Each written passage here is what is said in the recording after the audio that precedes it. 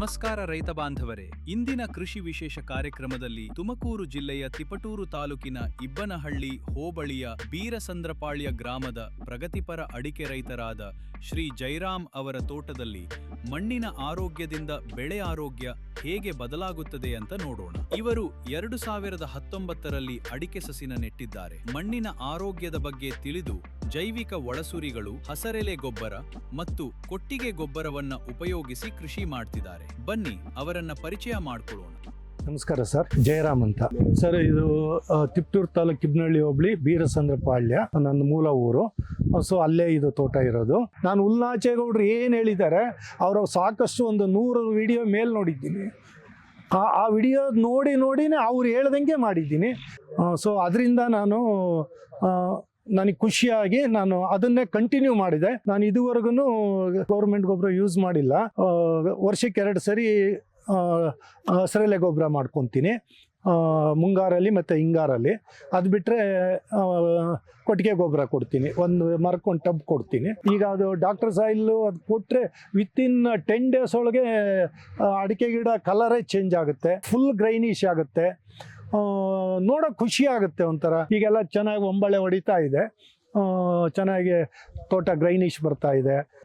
ತುಂಬಾ ನನಗೆ ಇಷ್ಟ ಆಯಿತು ಡಾಕ್ಟರ್ ಸಾಯಿಲ್ ಜೈವಿಕ ಗೊಬ್ಬರದ ಮೇಲೆ.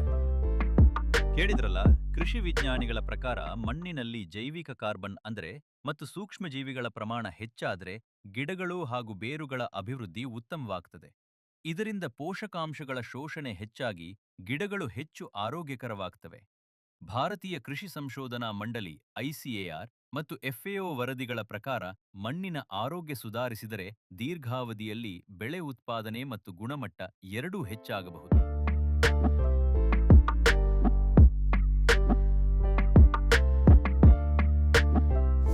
ಖರ್ಚಿನಲ್ಲಿ ಈಗ ನಾವು ಗೌರ್ಮೆಂಟ್ ಗೊಬ್ಬರ ಕೊಡೋದಕ್ಕಿಂತ ಇದರಲ್ಲಿ ಅರ್ಧಕ್ಕರ್ಧ ಉಳಿತಾಯ ಆಗುತ್ತೆ ನೋಡಿ.